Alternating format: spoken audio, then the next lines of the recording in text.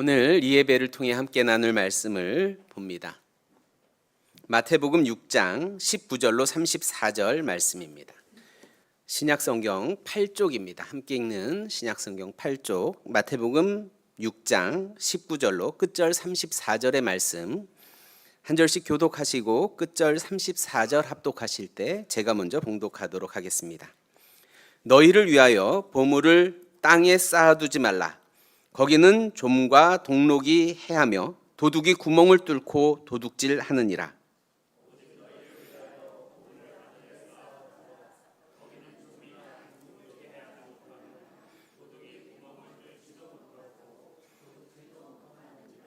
내 보물 있는 그곳에는 내 마음도 있느니라.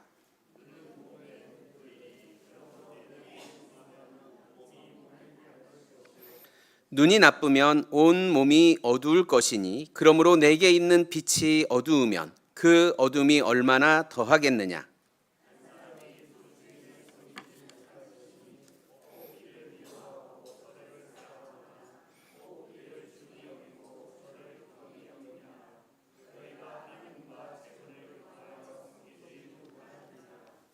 그러므로 내가 너희에게 이르노니 목숨을 위하여 무엇을 먹을까 무엇을 마실까 몸을 위하여 무엇을 입을까 염려하지 말라.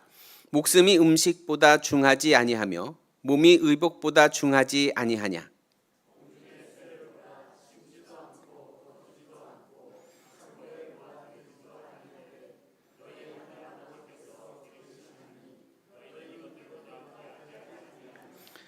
너희 중에 누가 염려함으로 그 키를 한 자라도 더할 수 있겠느냐.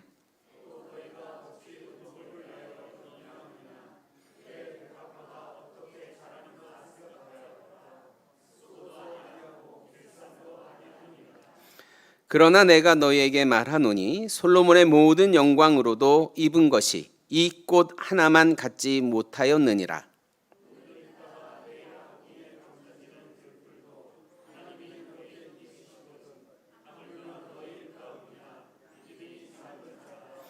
그러므로 염려하여 이르기를 무엇을 먹을까 무엇을 마실까 무엇을 입을까 하지 말라.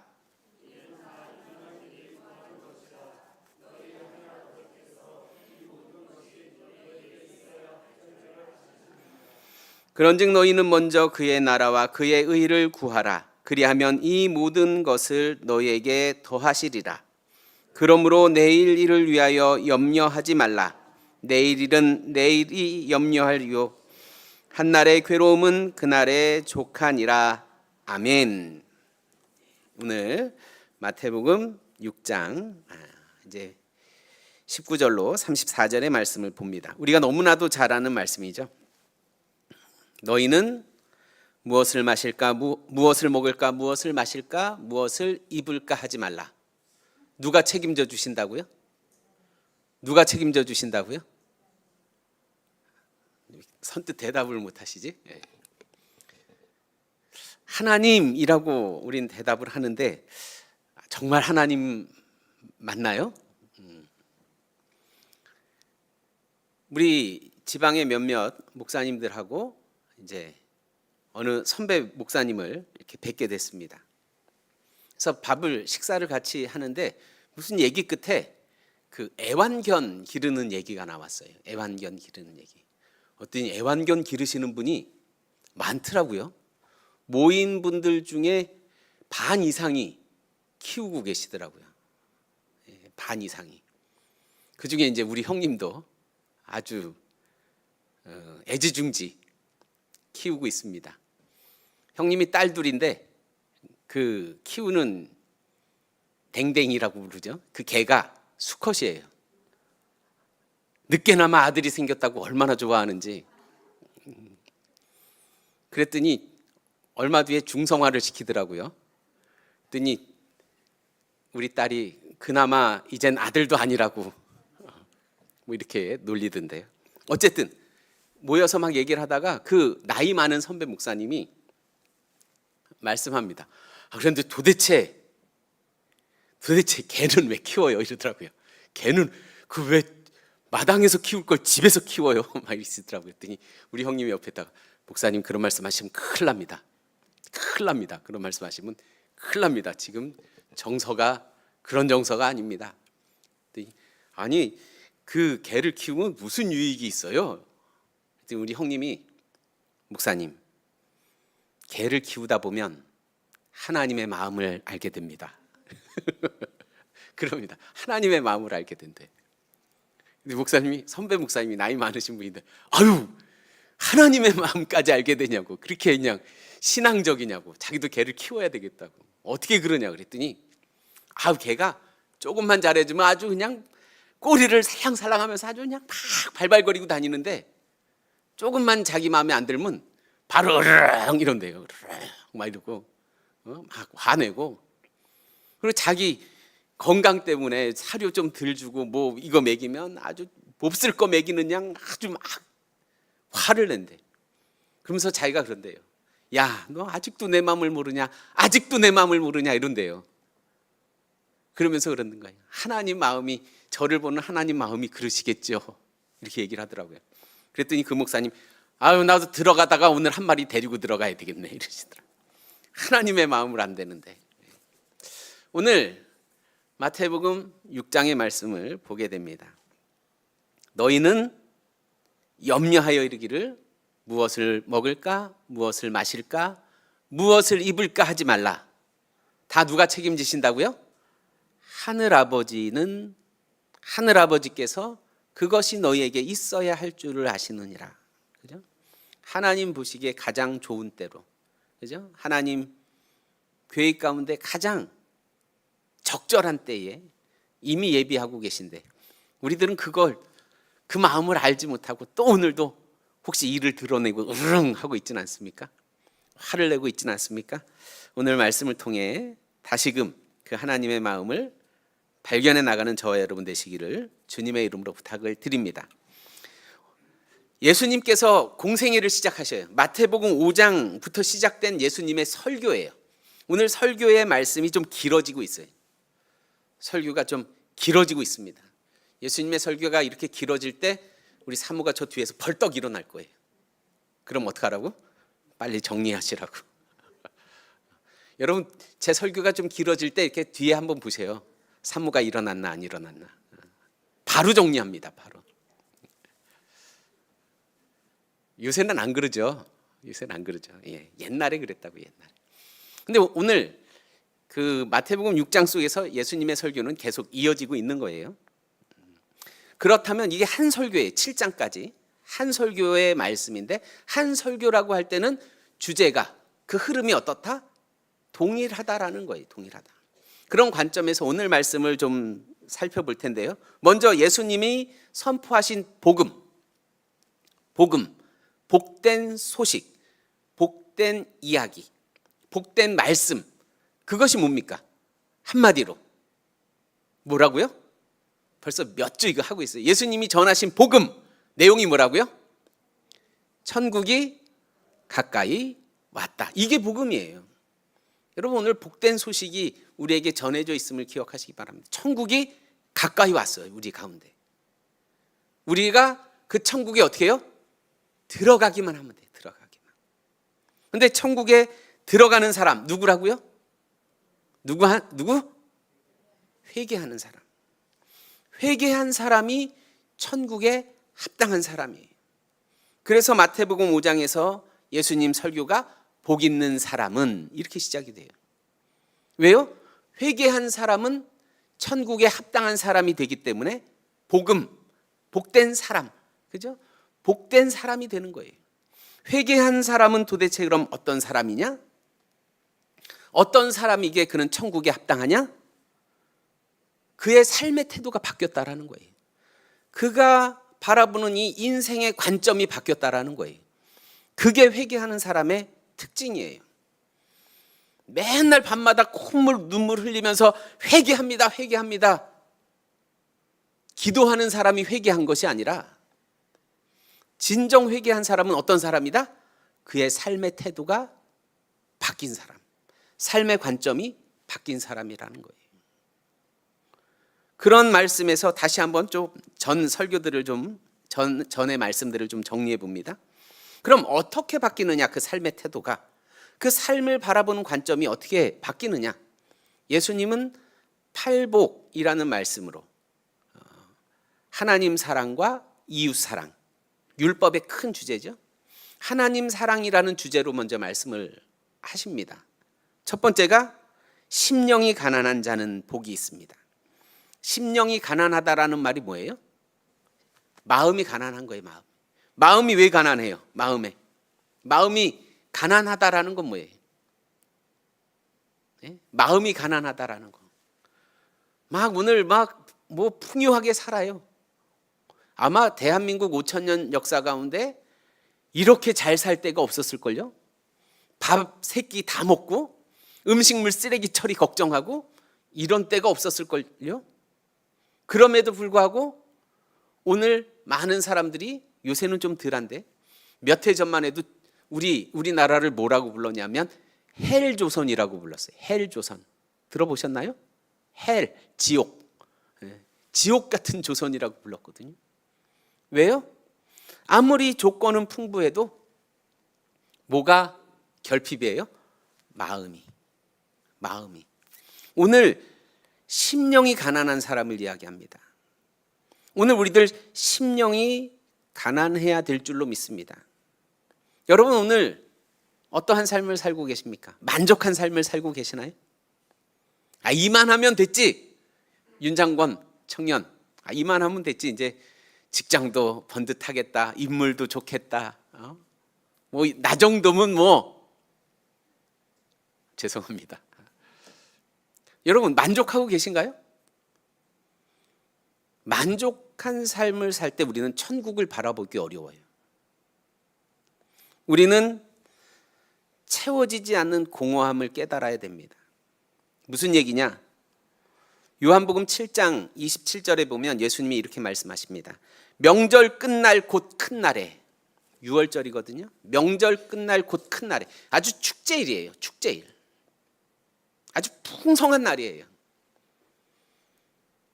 소 번제물도 드려서 그 번제물로 나누고, 우리나라로 치면 마치 추석과 같이, 마치 생일날 생일 잔치, 아버지 생일상 같이 아주 풍성하게 차린 잔칫날, 명절 끝날 곧 큰 날에 예수님이 누구를 찾으셔요?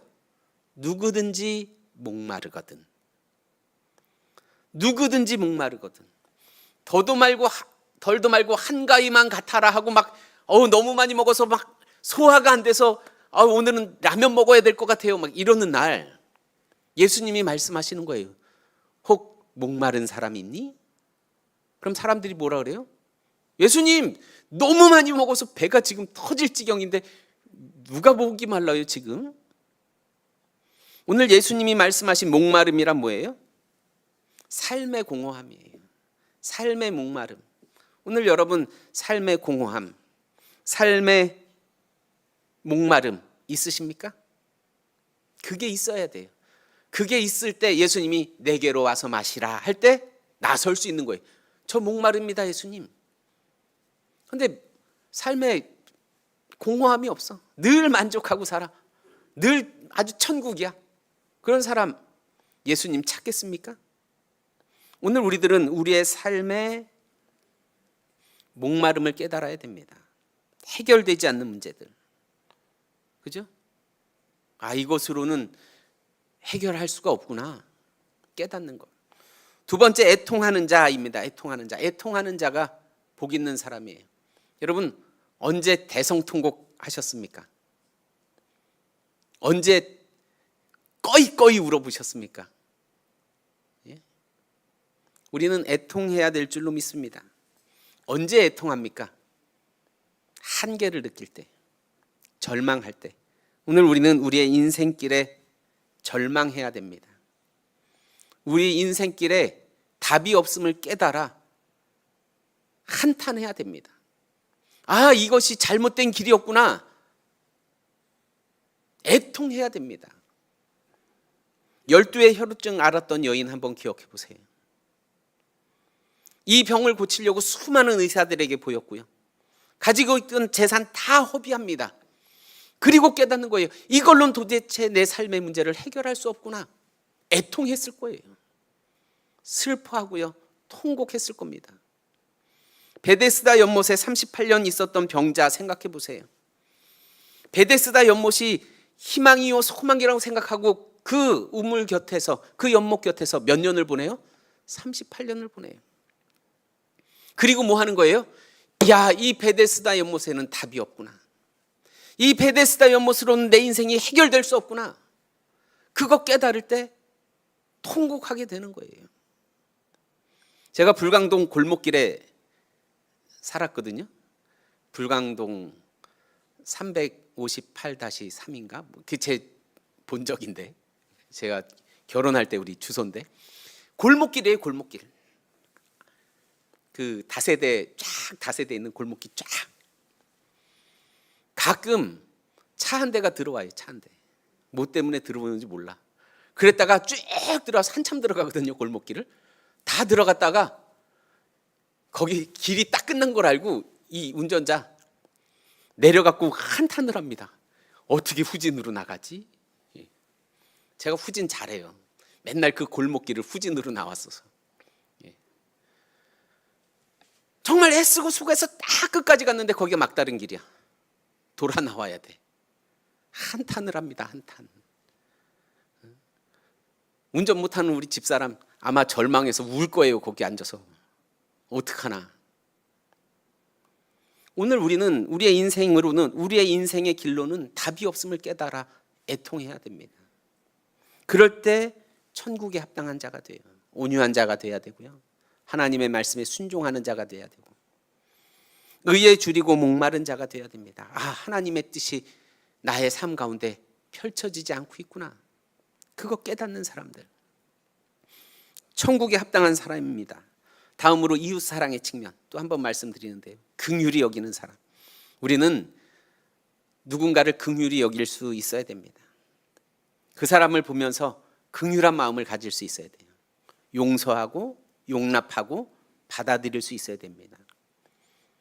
왜냐하면 긍휼히 행하지 아니하는 자에게는 하나님이 긍휼을 베풀지 않겠다라고 야고보서에서 약속하셨어요.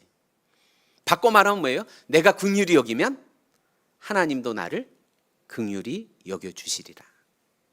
약속입니다. 오늘 천국에 합당한 사람은 긍휼히 행하는 사람이에요. 긍휼은 심판을 이긴다라고 야고보 기자는 우리에게 말씀하셨습니다. 오늘 우리의 삶의 태도가, 관점이 긍휼히 여기고 있습니까? 긍휼히 여기지 않는다면 한번 돌이켜 봐야 됩니다. 두 번째로 마음이 청결한 자, 마음에 거짓이 없는 자, 그죠? 간사함이 없는 사람, 표리부동하지 않은 사람, 그죠? 정직한 사람, 화평하게 하는 사람. 우리들은 화평하게 하는 사람임을 기억하시기 바랍니다.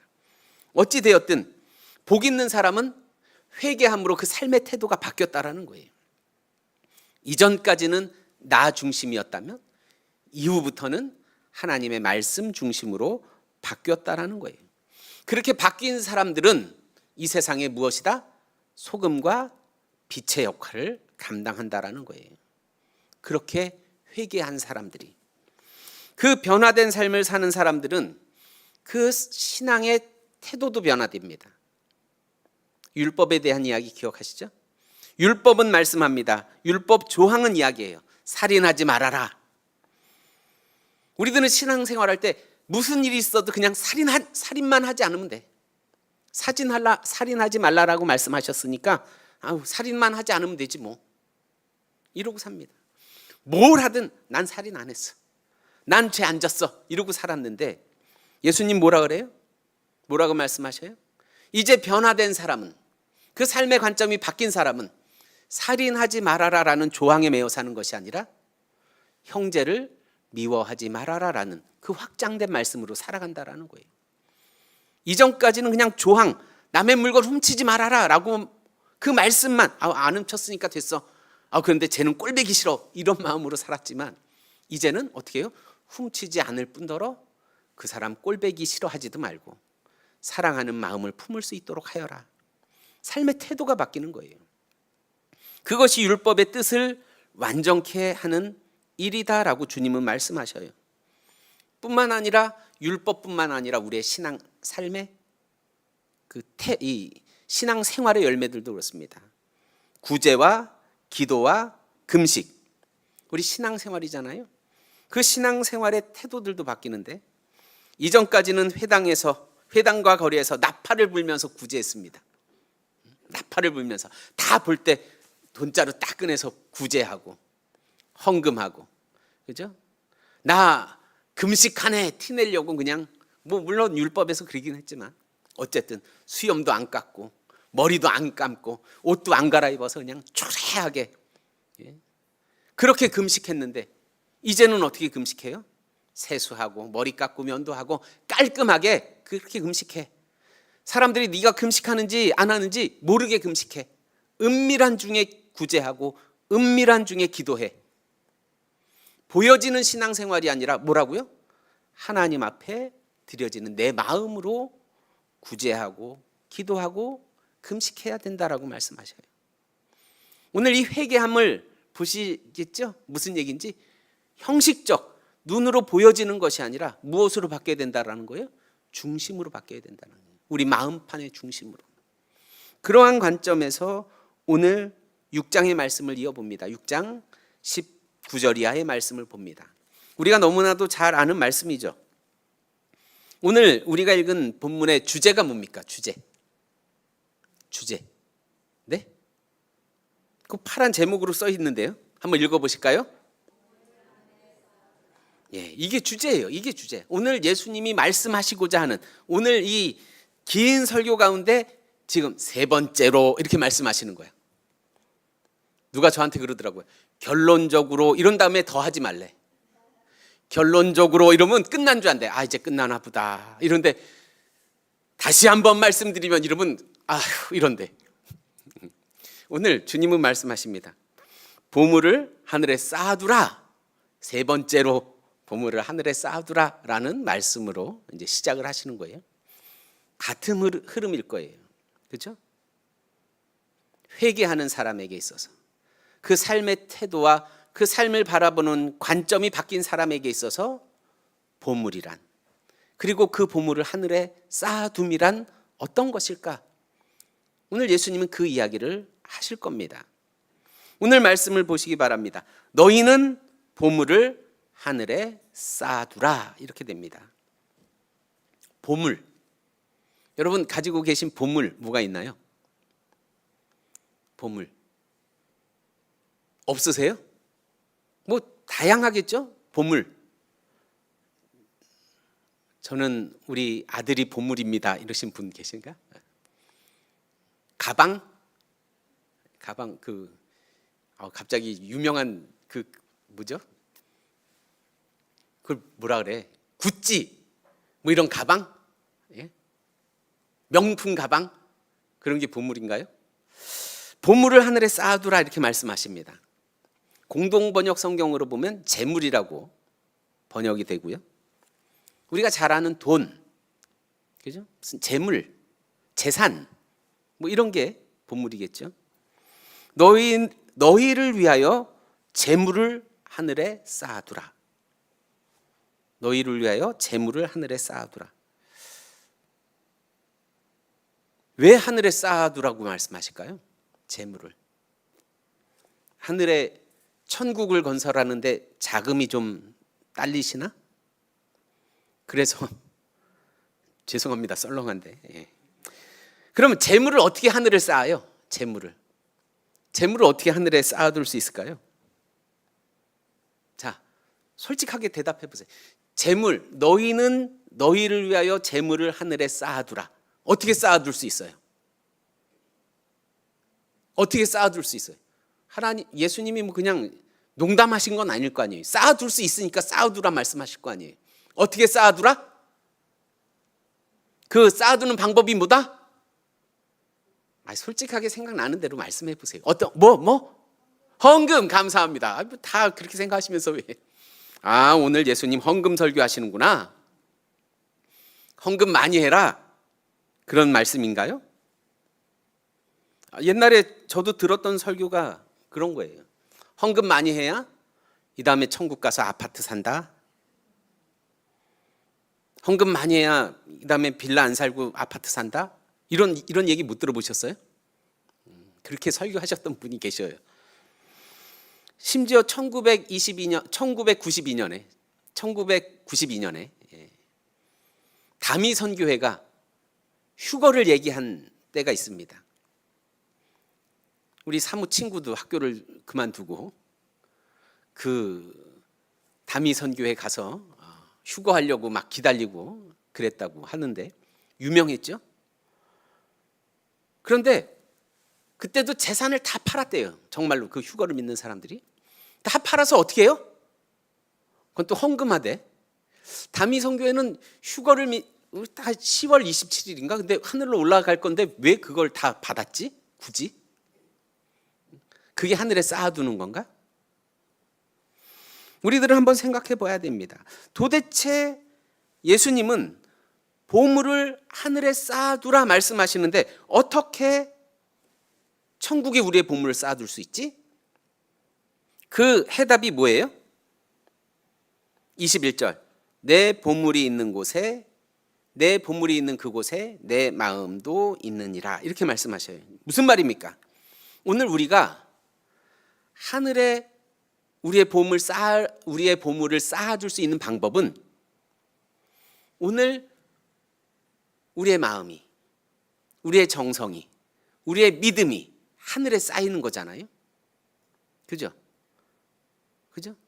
오늘 우리의 마음이 가 있는 재물을 하나님의 명령에, 하나님의 뜻에, 하나님의 합당하게 이 땅에서 사용되어질 때 믿음으로, 그 믿음이 하늘나라에 쌓이는 거예요.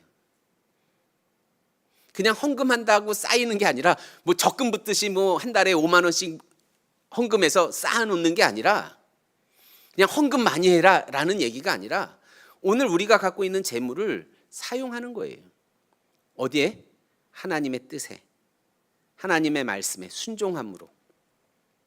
무엇으로? 우리의 마음과 정성을 다해. 그렇게 드려지는 예물이 하늘에 쌓여진다라는 거예요.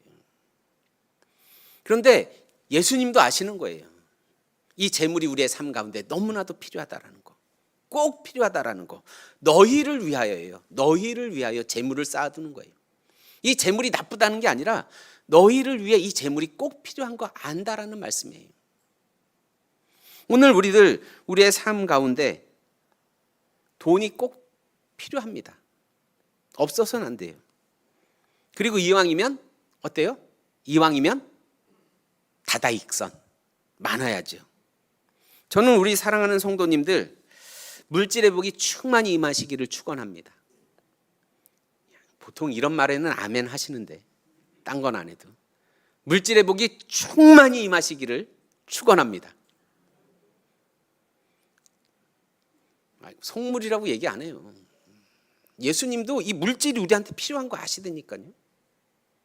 그래서 오늘 말씀하시는 거라니까요. 저는 기도합니다. 우리 5호선이 빨리 개통돼 갖고 우리 교회 성도님들 아파트 값이 빨리 올랐으면 좋겠어. 더 쭉쭉 축원합니다. 난 아파트 없으니까 대답도 안 한다. 뭐 이런 거지 뭐. 그래요. 주식하시는 분들 매일 상한가 되시기를 축원합니다. 아멘 했다가는 주식하는 거, 요새는 주식하는 게 나쁜 일이 아닌데 왜 건전한 투자. 저는 뭐 주식 계좌 없습니다만 어쨌든 저는 우리 교회 성도님들 이거는 좀 계시겠다. 땅 가지고 계신 땅 개발 호재로 그냥 10배 되시기를 축원합니다. 이것도 대답을 안 하시네. 이렇게 욕심이 없으셔 우리 교회 성도님들이. 그래요. 눈먼 돈이 막 굴러 들어오시기를. 이거 좋아하시네. 정말로 저는 정말로 기도합니다. 물질의 복 받으셔야 돼요. 이 땅을 살 때 꼭 필요한 거기 때문에. 예수님도 아셔요. 그런데 그 물질을 바라보는 관점이 바뀌어야 된다라는 거예요. 회개하기 이전과 회개하 이후가, 그것을 오늘 우리 주님은 말씀하신다는 거예요. 신앙적인 차원에서 재물에 대한 말씀을 우리에게 들려주고 있는 겁니다. 그럼 그 재물 그 재물에 대한 관점이 어떻게 바뀌어지느냐? 예수님이 말씀의 중심 내용이 무엇이냐? 오늘 24절, 한 사람이 두 주인을 섬길 수 없느니라. 아멘. 물질을 바라볼 때 그 관점이 바뀌어져야 된다라는 거예요. 관점이. 하나님은 우리에게 말씀하십니다. 신명기래네. 10계명 1항 내용이 뭐죠? 보통 10개는 다 못 외워도 이거는 외우는데 1번이라. 네? 대답 한번 해보시죠. 10계명 1항 1조 첫 번째 뭐죠? 나 외에 다른 신을 섬기지 마라. 다른 신을 섬기면 그건 뭐다? 우상숭배다. 오늘 말씀하시는 거 24절, 두 신을 섬길 수 없다. 다른 신도 섬기면 그건 뭐다? 우상숭배다. 그 얘기를 하고 있는 거예요. 우상숭배다. 오늘 재물을 가지고 예수님은 우상숭배를 이야기하시는 거예요. 여러분, 오늘 우리가 믿는 신은 누구죠? 오늘 우리가 믿는 신, 이렇게 어렵게 막 이상하게 생각하지 마시고, 우린 유일신이에요. 유일신. 그 신이 누구예요? 하나님이에요. 유일신. 그 하나님이 우리의 생사화복을 주관하시고 우리의 삶을 이끌어 가시고, 믿으십니까? 우리를 지키시고 보호하시고, 믿으십니까? 푸른 풀밭과 쉴만한 물가로 인도하시고, 누가? 하나님이. 그 유일한 하나님이 내 삶을 지키시고 보호하시고 이끄시고 내 생명의 주인 되시고, 그죠? 그런데 정말로 여러분의 삶을 오늘 하나님이 보호하고 계십니까? 우리들은 생각합니다. 솔직하게. 목사님, 저는 실비보험 다 들어져 있고요. 암보험 든든하고요. 심장, 뇌혈관 질환까지 전 다 들었어요. 심지어는 치아보험도 들었어요. 웬만해서는 전 까딱 없습니다. 네? 보장이 든든하거든요. 그렇게 생각 안 하세요? 진짜로? 목사님, 저는요 간병인 보험까지 있어서요 굳이 애들까지 고생 안 시켜요. 제 삶은 그냥 제가 알아서 다 제 돈으로 든든하게 해놨습니다.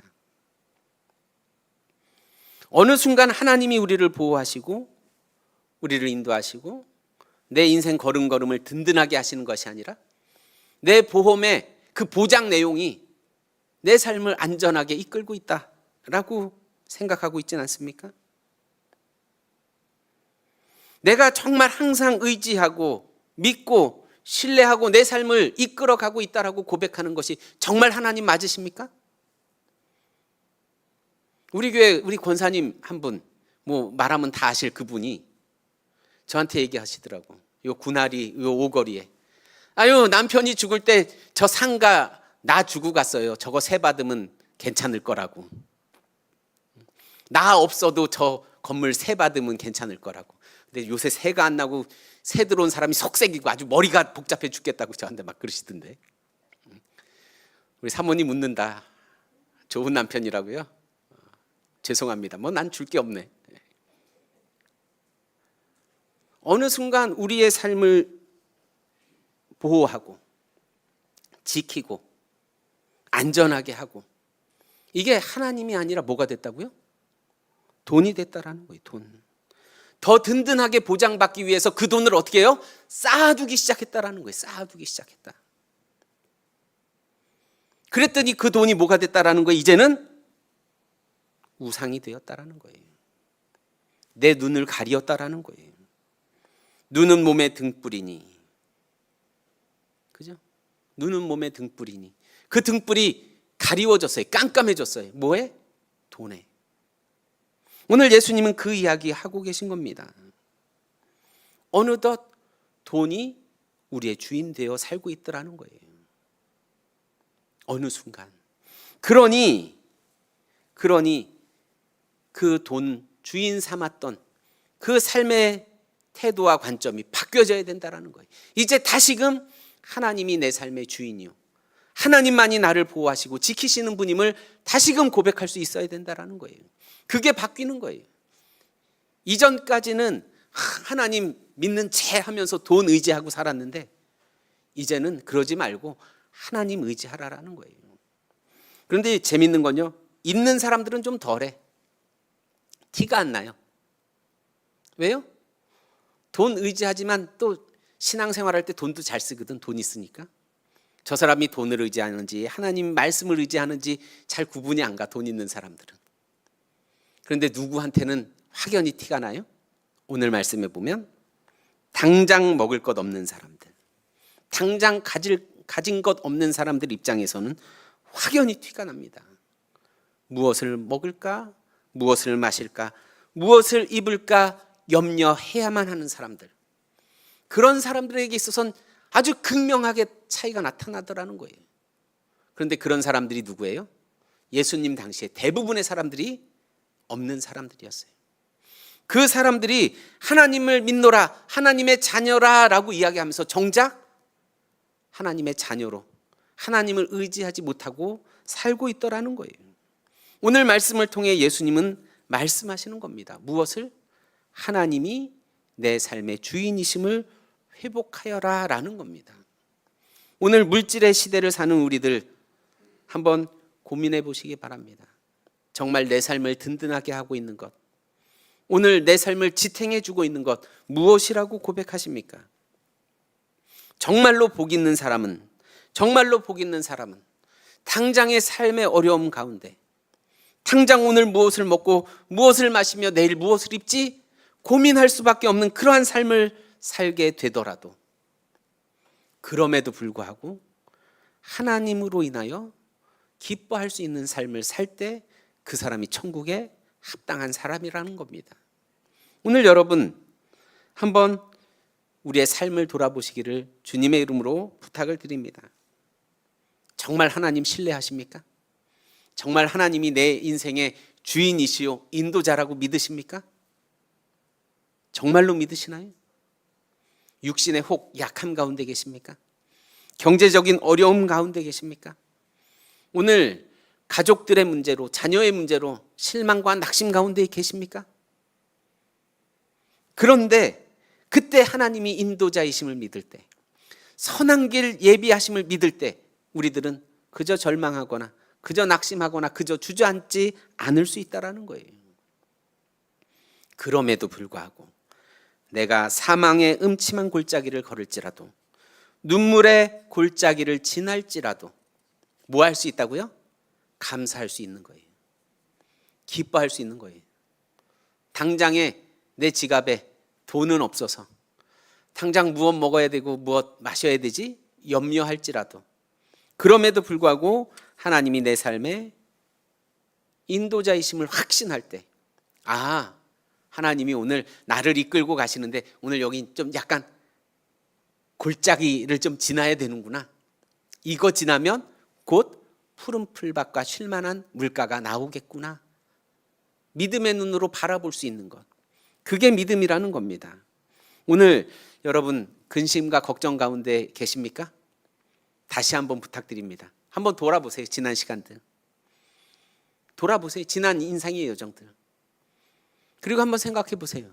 더 할 때도 살았잖아요. 그러지 않아요? 더 할 때도 살았잖아.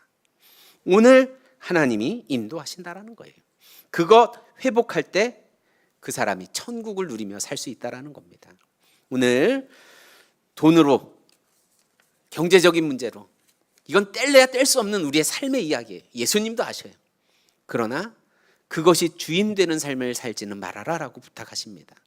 오늘 다시금 우리의 삶의 관점이, 태도가 바뀜으로 회개함으로, 천국 바라봄으로, 하나님이 우리의 삶의 주인 되심을 바라봄으로 오늘 이 땅에서 천국을 맛보며 사는 저와 여러분 되시기를 주님의 이름으로 축원을 드립니다.